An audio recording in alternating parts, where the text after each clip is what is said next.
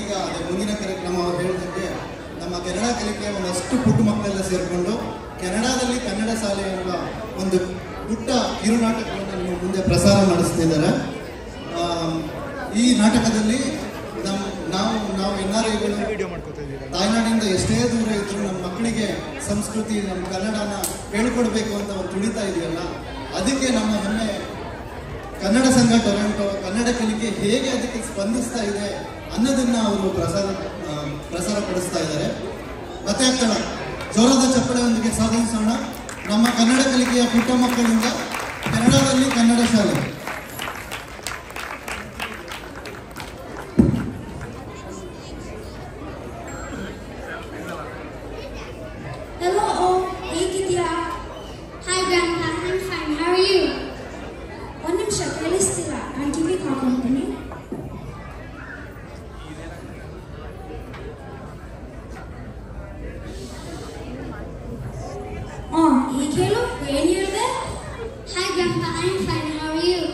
ನಾನು ಚೆನ್ನಾಗಿದ್ದೀನಿ. ನೀನ್ ತಾತ ಅಂತ ಕರೆಯೋ, ಗ್ರ್ಯಾಂಡ್ ಅಲ್ಲ. ಅಯ್ಯೋ ರಾಮ, ಮತ್ತೆ ಏನ್ ಸಮಾಚಾರ, ಹೇಗಿದ್ಯಾ? ಸರಿ ಹೋಯ್ತು, ನೀನ್ ಅಪ್ಪಂಗೆ ಫೋನ್ ಕೊಡು.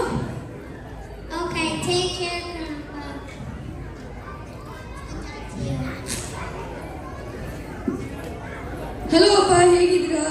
ನಾನು ಚೆನ್ನಾಗಿದ್ದೀನಿ, ನೀನು ಹೇಗಿದ್ಯಾ? ನಾನು ಚೆನ್ನಾಗಿದ್ದೀನಿ. ಲೋ ಸಮರ್, ನಿನ್ ಮಗಂಗೆ ಕನ್ನಡ ಮರ್ತೋಗಿದೆ. ಇಲ್ಲ, ಮರ್ತೋಗಿಲ್ಲ. ಮರ್ತೋಗಿದೆ. ಅವನು ಒಂದು ಅಕ್ಷರ ಹೇಳಿಲ್ಲ ನನ್ನ ಹತ್ರ. ಹೌದಾ? ನಾನು ಬರೋದ್ರಲ್ಲಿ ಅವನಿಗೆ ಕನ್ನಡ ಕಲಿಸ್ಬೇಕು ಅಷ್ಟೇ. ಹಾ, ಕಳಿಸ್ತೀನಿ. ಬಾಯ್.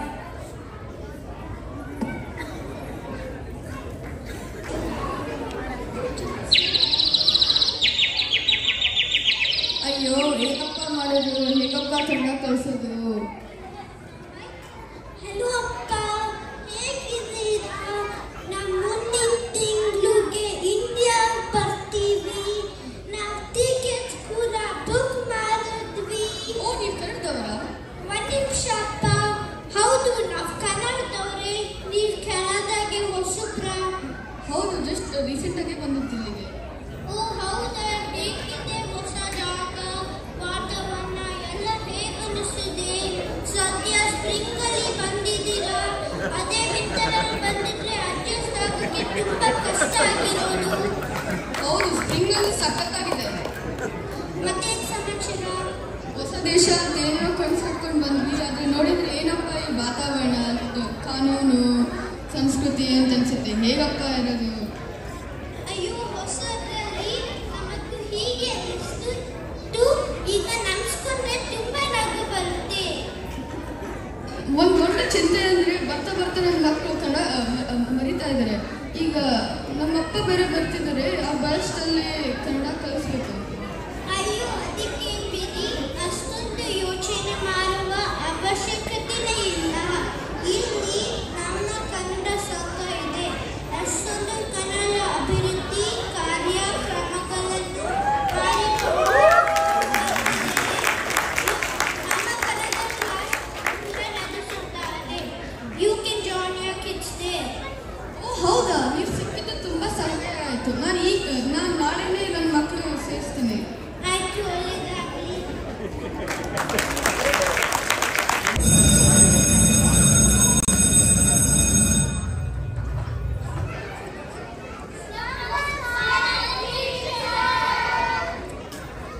ಶುಭ ಸಂಜೆ ಮಕ್ಕಳ, ನೀವೆಲ್ಲರೂ ಹೆಂಗಿದ್ದೀರಾ?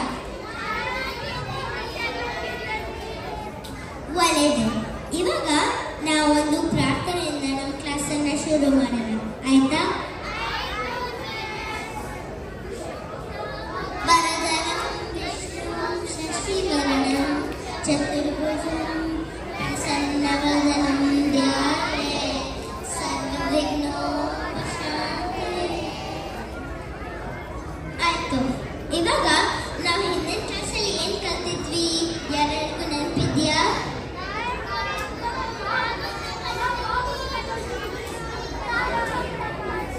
ಓ, ಪರವಾಗಿಲ್ವೇ, ನಿಮಗೆ ನೆನಪಿದೆ. ಕಲಿತಾ ಇದ್ದೀವಿ. ನಾವು ಈ ಕ್ಲಾಸಲ್ಲಿ ನಾವು ಕಾಗುಂತ ಕಲಿತೀವಿ. ಮುಂದಿನ ಕ್ಲಾಸಲ್ಲಿ ನಾವು ಒತ್ತಕ್ಷರಕ್ಕೆ ಹೋಗೋಣ, ಆಯ್ತಾ? ಆಯ್ತು. ಇವಾಗ ಕಾಗುಂತದ ಮೇಲೆ ಒಂದೆರಡು ಪದಗಳನ್ನ ಹೇಳೋಣ, ಆಯ್ತಾ? ಯಾರು ಹೇಳ್ತೀರಾ? ಧ್ರುವ್, ನೀನ್ ಹೇಳಪ್ಪ. ನಾನು ಹೇಳ್ತೀನಿ ಮಿಸ್. ಕಾಕನಿತ ಕತ್ರಿ ಕಕ್ಕರಡಿ ಕಾಕಾಗೆ ಕೀಕಟಕಿ ಕೀಕೀಟ ಕುಕ್ಕುದರೆ ಕೂಕೂಟ. ಚೆನ್ನಾಗಿ ಹೇಳಿದೆ, ಕುತ್ಕೋ. ಯಾರು ಬೇರೆಯವ್ರು ಹೇಳ್ತಾರ? ಸ್ವರ, ನೀನು ಹೇಳಮ್ಮ. ಕ ಕನ್ನಡ, ಕ ಕಾಳಿ ದೋಸೆ.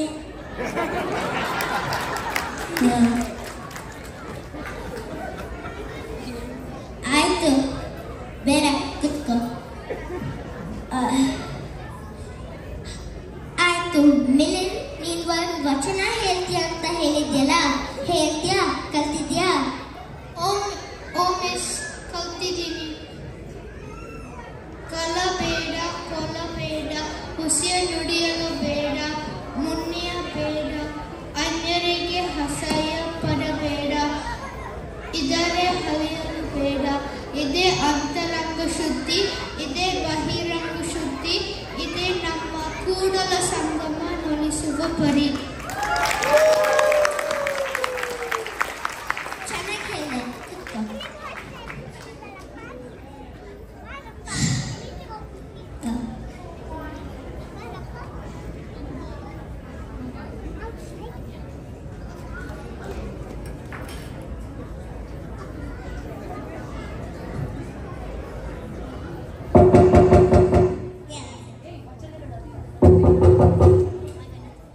ಅದರ ಅರ್ಥ ಏನ್ ಗೊತ್ತಾ? ಕಲಬೇಡ ಅಂದ್ರೆ ಕಲ್ತನ ಮಾಡಬೇಡ, ಕೊಲ್ಲಬೇಡ ಅಂದ್ರೆ ಯಾವ್ದಾದ್ರು ಜೀವನ ಪ್ರಾಣ ಕೊಲ್ಬೇಡ, ಹುಸಿ ನುಡಿಯಲು ಬೇಡ ಅಂದ್ರೆ ಸುಳ್ಳು ಹೇಳ್ಬೇಡ, ಮುನಿಯಬೇಡ ಅಂದ್ರೆ ಸಿಟ್ಟಾಗಬೇಡ, ತನ್ನನ್ನು ಬಗ್ಗಿಸಬೇಡ ಅಂದ್ರೆ ನಿಮ್ಮನ್ನ ಹೊಗಳಬೇಡ್ರಿ, ಮತ್ತು ಬೇರೆಯವ್ರ ಬಗ್ಗೆ ಅಸಹ್ಯ ಪಡಬೇಡ.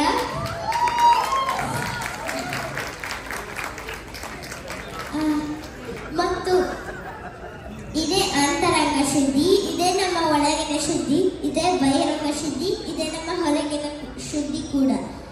ಇದೇ ನಮ್ಮ ಕೂಲ ಸಂಗಮ ದೇವನ ಒಲಿಸುವ ಪರಿ, ಇದೇ ನಮ್ಮ ಕೂಲ ಸಂಗಮ ದೇವನ ಅರ್ಥ ಮಾಡ್ಕೊಳ್ಳೋ ರೀತಿ.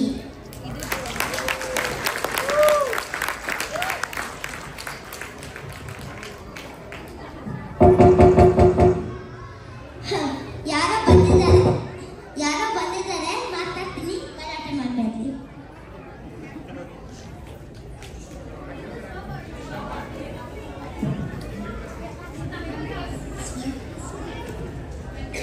ನಮಸ್ಕಾರ. ನಮಸ್ಕಾರ, ನಾನು ಸವರ್.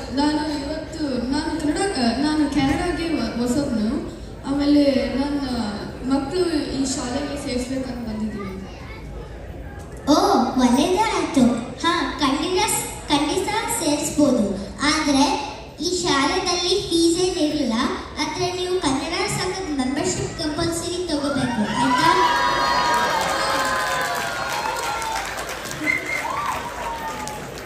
ಹಾಂ, ತಗೋತೀನಿ. ಇವತ್ತೇ ಸೇರಿಸ್ಬೋದಾ? ಹಾಂ, ಇವತ್ತು ಸೇರಿಸ್ಬೋದು. ಇವಳ ಹೆಸರು ಗೌರಿ, ಇವಳ ಹೆಸರು ಓಂ. ಆಮೇಲೆ ಕರ್ಕೊಂಬರಕ್ಕೆ ಬರ್ತೀನಿ. ಆಯ್ತು, ಮನನ್ಯ ಕ್ಲಾಸ್ ಆದ್ಮೇಲೆ ಕರ್ಕೊಂಬರ್ರಿ. ಬನ್ನಿ ಮಕ್ಕಳ.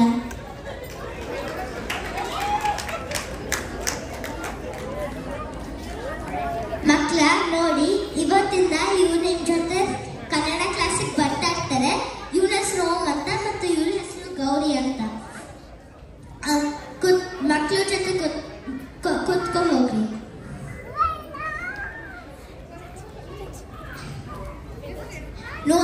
ನೋಡು, ಓಂ ಮತ್ತು ಗೌರಿ ವಾರದಲ್ಲಿ ಒಂದಿನ ಅಷ್ಟೇ ಕ್ಲಾಸ್ ಇರೋದು. ಅದಕ್ಕೆ ಬರ್ಡೇ ಪಾರ್ಟಿ ಇದು ಅಂತ ಮಿಸ್ ಮಾಡಬಾರ್ದು, ಆಯ್ತಾ?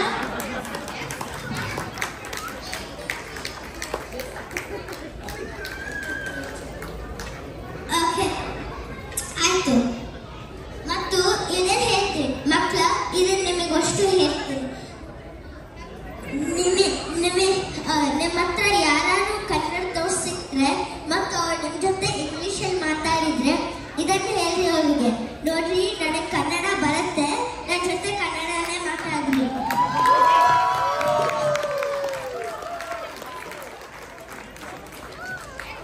ಆಯ್ತು, ಇವಾಗ ನಿಮ್ಮ ಮನೆಗೆ ಟೀಚರ್ ಬರ್ತಾರೆ, ಕ್ಲಾಸನ್ನು ಮುಂದುವರಿಸ್ತಾರೆ.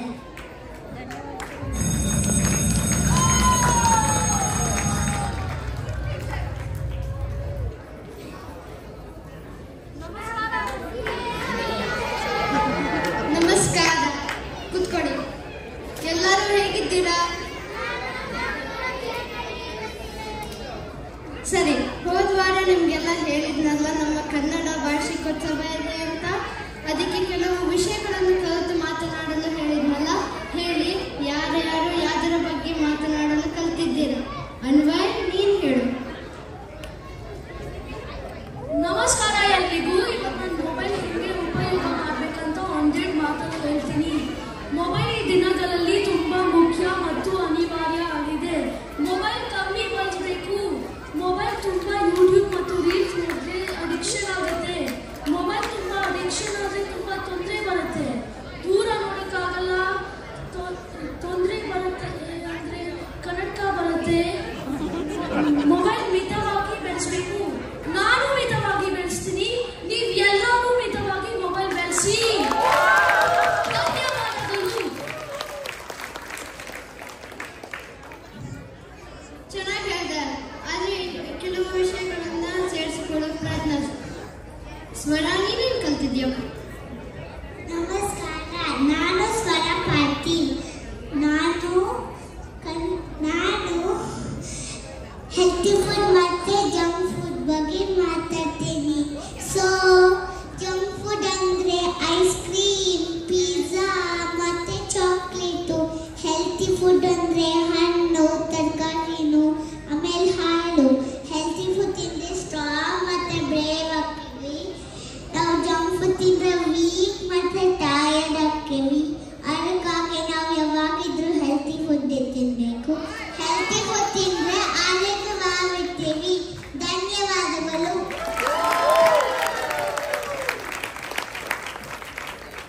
ಚೆನ್ನಾಗಿ ಹೇಳಿದೆ, ಆದರೆ ಇನ್ನೂ ಕನ್ನಡ ಪದಗಳನ್ನು ಬಳಸೋಕ್ಕೆ ಪ್ರಯತ್ನಿಸು. ಓಕೆ. ಸಾಚಿ, ನೀನೇನು ಕಲ್ತಿದ್ಯಾ? ನನ್ನ ಹೆಸರು ಸಾಚಿಪ. ನಾನು ಇವತ್ತು ಯುಗಾದಿ ಹಬ್ಬದ ಬಗ್ಗೆ ಮಾತನಾಡ್ತೀನಿ. ಯುಗಾದಿ ಹೊಸ ವರ್ಷವಾಗಿ ಆಚರಿಸುತ್ತೇವೆ. ಸಾಮಾನ್ಯವಾಗಿ ಈ ಹಬ್ಬವು ಮಾರ್ಚ್ ಅಥವಾ ಏಪ್ರಿಲ್ ತಿಂಗಳಲ್ಲಿ ಬರುತ್ತದೆ. ಈ ದಿನ ಮನೆಯನ್ನು ಸ್ವಚ್ಛ ಮಾಡ್ತೀವಿ. ಆಮೇಲೆ ಮಾವಿನ ಎಲೆನ ಬಾಗಿಲಿಗೆ ತೋರಣ ಕಟ್ತೀವಿ. ಅದಾದ್ಮೇಲೆ ರಂಗೋಲಿ ಹಾಕಿ ಅಲಂಕರಿಸುತ್ತೀವಿ. ಈ ದಿನ ತಲೆಗೆ ಎಣ್ಣೆ ಹಚ್ಕೊಂಡು ಬೇವಿನ ಸೊಪ್ಪು ನೀರಿಂದ ಸ್ನಾನ ಮಾಡ್ತೀವಿ. ಆಮೇಲೆ ಹೊಸ ಬಟ್ಟೆ ಹಾಕೊಂಡು ದೇವರಿಗೆ ಕೈ ಮುಗಿತೀವಿ.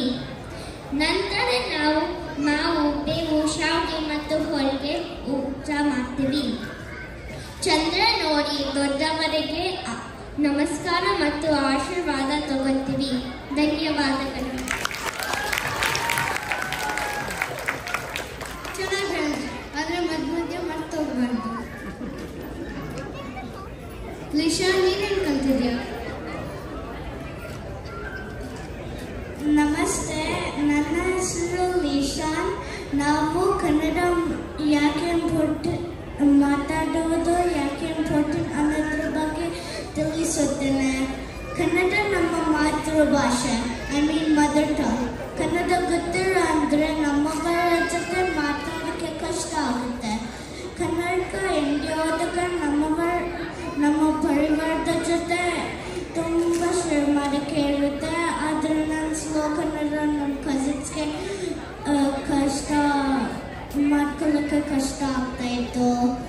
ನನ್ನ ಅಮ್ಮಮ್ಮ ಅಜ್ಜಿ ಎಕ್ಸಲೆಂಟ್ ಆಗಿರೋ ಕತೆ ಹೇಳ್ತಾರೆ, ಆದರೆ ನನಗೆ ತುಂಬ ಕ್ವಶನ್ಸ್ ಇರ್ತಾಯಿತ್ತು. ಯಾಕೆ ಗೊತ್ತಾ, ಎಷ್ಟೊಂದು ಪದ ನನಗೆ ಟ್ರಾನ್ಸ್ಲೇಟ್ ಮಾಡಬೇಕಿತ್ತು. ಕನ್ನಡದಲ್ಲಿ ನಮ್ಮ ಸಂಸ್ಕೃತಿ, ಗಾದೆ, ವಚನ, ಇತಿಹಾಸ ಕಥೆಗಳು ಕೇಳಲು ತುಂಬ ಎಕ್ಸೈಟಿಂಗ್ ಮತ್ತು ಖುಷಿ ಆಗುತ್ತೆ. ಕನ್ನಡ ಕ್ಲಾಸ್ ತುಂಬ ಇಂಪ್ರೂವ್ ಆಗಿದ್ದೀನಿ. ನನಗೆ ಕನ್ನಡ ಅಕ್ಷರಮಾಲೆ, ಸಂಖ್ಯೆ, ಬಣ್ಣ, ಪದಗಳು, ವೃತ್ತಗಳು ಗೊತ್ತು. ಕನ್ನಡ ಬರೆಯೋದು ಕಲಿತಾ ಇದ್ದೀನಿ. ಧನ್ಯವಾದಗಳು ಕನ್ನಡ ಸಂಘಟನೆಗಳು. ನಮ್ಮ ಭಾಷೆ ನಮ್ಮ ಹೆಮ್ಮೆ. ಕನ್ನಡ ಮಾತಾಡೋಣ, ಕನ್ನಡ ಉಳಿಸೋಣ. ಧನ್ಯವಾದಗಳು. ಚೆನ್ನಾಗಿ ಹೇಳಿದೆ. ವಿಹಾನ್, ನೀನೇನು ಕಲ್ತಿದ್ಯಪ್ಪ? ನನ್ನ ಹೆಸರು ವಿಹಾನ್. ನಮಸ್ಕಾರ ಎಲ್ಲರಿಗೂ. ನಾನು ಇವತ್ತು ಕರ್ನಾಟಕದ ನದಿಗಳ ಬಗ್ಗೆ ಹೇಳ್ತೀನಿ. ಕರ್ನಾಟಕದಲ್ಲಿ ತುಂಬ ನದಿಗಳು ಇದೆ. ಕಾವೇರಿ, ಕೃಷ್ಣ, ಕಬಿನಿ, ಶರಾವತಿ, ಹೇಮಾವತಿ, ತುಂಗಭದ್ರಾ ನದಿಗಳು ಇದೆ. ನದಿಗಳು ನಮಗೆ ತುಂಬ ಮುಖ್ಯ. ನದಿಗಳು ಕುಡಿಯುವ ನೀರು ಕೊರತೆ, ನದಿಗಳು ಫಾರ್ಮಿಂಗು ನೀರು ಕೊರತೆ, ಎಲೆಕ್ಟ್ರಿಸಿಟಿಗೂ ನೀರು ಬೇಕು. ಸೊ ನಾವು ನದಿಗಳನ್ನು ಕ್ಲೀನ್ ಇಡಬೇಕು. ಅದು ನಮ್ಮೆಲ್ಲರ ರೆಸ್ಪಾನ್ಸಿಬಿಲಿಟಿ. ನದಿಗಳನ್ನು ಉಳಿಸೋಣ. ಜೈ ಕರ್ನಾಟಕ. ಚೆನ್ನಾಗಿ ಹೇಳಿದೆ. ನೀ ಇನ್ನೂ ಅಭ್ಯಾಸ ಮಾಡಬೇಕು. ವೇದಾಂತ್, ನೀನೇನು ಕಲ್ತಿದ್ಯಾ? ನಮಸ್ಕಾರ, ನನ್ನ ಹೆಸರು ವೇದಾಂತ್. ಇವತ್ತು ನಾನು ದೊಡ್ಡವರಿಗೆ ಗೌರವ ಕೊಡೋದು ಯಾಕೆ ಮುಖ್ಯ ಬಗ್ಗೆ ಮಾತಾಡ್ತೀನಿ. ನಾನು ಶ್ಲೋಕದಿಂದ ಶುರು ಮಾಡ್ತೀನಿ. ಗುರು ಬ್ರಹ್ಮ, ಗುರು ವಿಷ್ಣು, ಗುರು ದೇವೋ ಮಹೇಶ್ವರ, ಗುರು ಸಾಕ್ಷಾತ್ ಪರಬ್ರಹ್ಮ, ತಸ್ಮೈ ಶ್ರೀ ಗುರುವೇ ನಮಃ. ಅಪ್ಪ, ಅಮ್ಮ, ಅಜ್ಜಿ, ತಾತ ಮತ್ತು ದೊಡ್ಡವರು ದೇವರ ಸಮಾನ. ಅವರಿಗೆ ಗೌರವ ಕೊಡೋದು ನಮ್ಮ ಸಂಸ್ಕೃತಿ. ಅವ್ರು ಹೇಳೋದು ನಾವು ಕೇಳಬೇಕು. ಅಜ್ಜಿ ತಾತ ನೀರು ಹೇಳಿದ್ರೆ, ಟ್ಯಾಬ್ಲೆಟ್ಸ್ ಹೇಳಿದ್ರೆ ಮತ್ತು ನಡಲಿಕ್ಕೆ ಕಷ್ಟ ಆಗ್ತಿದ್ರೆ ಹೆಲ್ಪ್ ಮಾಡಬೇಕು. ಅಪ್ಪ ಅಮ್ಮಗೆ ಸಣ್ಣ ಪುಟ್ಟ ಮನೆ ಕೆಲಸದಲ್ಲಿ ಹೆಲ್ಪ್ ಮಾಡಬೇಕು. ಪಾತ್ರೆ ಜೋಡಿಸೋದ್ರಲ್ಲಿ, ರಾಕಿ ಮಾಡೋದ್ರಲ್ಲಿ ಎಲ್ಲ ಮಾಡಬೇಕು. ಅವರು ಖುಷಿ ಆಗ್ತಾರೆ. ದೊಡ್ಡವರಲ್ಲಿ ಚಿಕ್ಕವರಲ್ಲಿ ಎಲ್ಲರಿಗೂ ಗೌರವ ಕೊಡಬೇಕು. ಧನ್ಯವಾದಗಳು.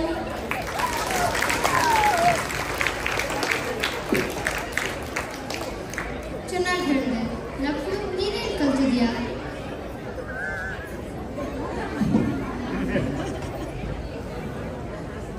ನಮಸ್ಕಾರ, ನನ್ನ ಹೆಸರು ನಕುಲ್.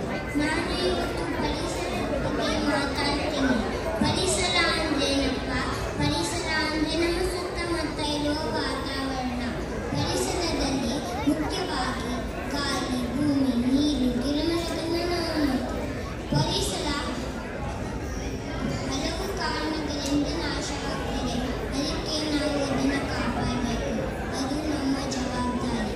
ಪರಿಸರ ಪಂಚಭೂತಗಳಿಂದ ಕೂಡಿದೆ, ಹಾಗೆ ನಮ್ಮ ದೇಹ ಕೂಡ. ಅದರಿಂದ ಪರಿಸರವನ್ನು ಬಿಟ್ಟು ಬದುಕಲು ಸಾಧ್ಯವಿಲ್ಲ. ಹೆಚ್ಚು ಗಿಡಮರಗಳನ್ನು ಬೆಳೆಸೋದ್ರಿಂದ ಪರಿಸರವನ್ನು ರಕ್ಷಿಸಬಹುದು. ಜೂನ್ 5ರಂದು ವಿಶ್ವ ಪರಿಸರ ದಿನಾಚರಣೆ ಅಂತ ಆಚರಿಸುತ್ತೇವೆ. ಕಾಡು ಬೆಳೆಸಿ, ನಾಡು ಉಳಿಸಿ. ಧನ್ಯವಾದಗಳು. ನೀವೆಲ್ಲ ಚೆನ್ನಾಗಿ ಮಾತಾಡಿದ್ರಿ, ಆದರೆ ಇನ್ನೂ ಸ್ವಲ್ಪ ಚೆನ್ನಾಗಿ ಮಾತನಾಡಲು ಕಲಿಬೇಕು. ಆಯ್ತಾ ಮಕ್ಕಳೇ? ಸರಿ, ಹಾಗಿದ್ದರೆ ಮುಂದಿನ ವಾರದ ತರಗತಿಯಲ್ಲಿ ಸಿಗೋಣ. ಧನ್ಯವಾದಗಳು.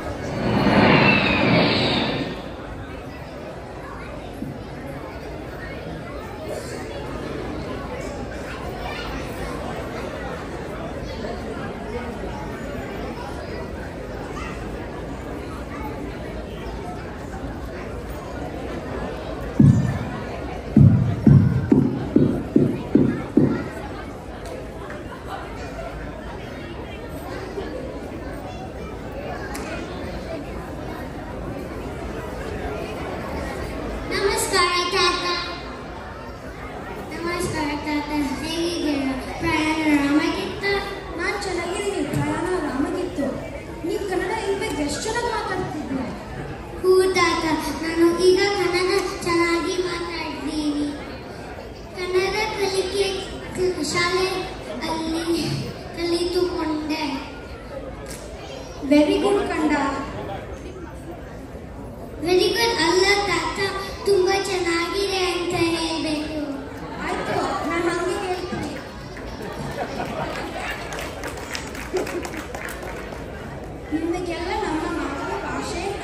ನಡೆಸುತ್ತಿರುವ ಕನ್ನಡ ಕಲಿಕೆಯ ಎಲ್ಲ ಶಿಕ್ಷಕರು ಹಾಗೂ ಇದನ್ನು ನಡೆಸುತ್ತಿರುವ ಕನ್ನಡ ಸಂಘದವರಿಗೆ ಎಲ್ಲ ಮನಸ್ಪೂರ್ವಕ ಧನ್ಯವಾದಗಳು. ಮತ್ತು ಒಂದು ರಿಕ್ವೆಸ್ಟ್ ಇದೆ, ಇವೆಲ್ಲರೂ ದಯವಿಟ್ಟು ಮನೆಯಲ್ಲಿ ಮಕ್ಕಳ ಜೊತೆ ಕನ್ನಡ ಮಾತಾಡಿ. ಅವಾಗೆ ಅವರೆಲ್ಲರೂ ಕನ್ನಡ ಇನ್ನೂ ಚೆನ್ನಾಗಿ ಮಾತಾಡ್ತಾರೆ. ಧನ್ಯವಾದಗಳು. ಜೇನಿನ ಹೊಳೆಯೋ ಹಾಲಿನ ಮಳೆಯೋ ಸುರೆಯೋ ಕನ್ನಡ ಸವಿ ನುಡಿಯೋ. ಜೇನಿನ ಹೊಳೆಯೋ ಹಾಲಿನ ಮಳೆಯೋ ಸುರೆಯೋ ಕನ್ನಡ ಸವಿ ನುಡಿಯೋ. ವಾಣಿಯ ವೀಣೆಯ ಸ್ವರ ಮಾಧುರ್ಯದ ಸುಮಧುರ ಸುಂದರ ನುಡಿಯೋ. ಜೇನಿನ ಹೊಳೆಯೋ ಹಾಲಿನ ಮಳೆಯೋ ಸುರೆಯೋ ಕನ್ನಡ ಸವಿ ನುಡಿಯೋ.